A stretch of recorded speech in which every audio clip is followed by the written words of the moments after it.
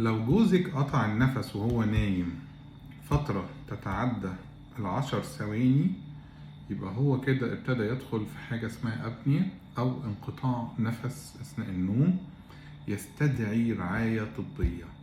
يعني مش ده الوضع اللي نسيب فيه إنسان شهور أو سنين ونقول أصله نايم مجهد، أصل معدته تعباه، أصله بيدخن كتير. لا، ده كولابس أو الحيطان بتاعة البلعوم، السقف بتاع الحلق، الحاجز الأنفي، الغضاريف فيها مشاكل، وربما كمان لحميات في الحنجرة أو مشاكل تانية.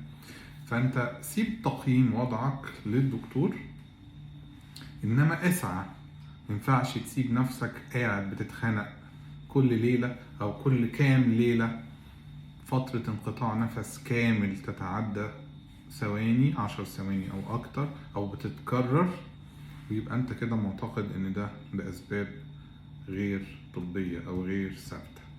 اتكلمنا عن الفحوصات اللي بتتعمل قبل كده، بص عليها على الأكاونت في القسم بتاع الشخير والاختناق أثناء النوم.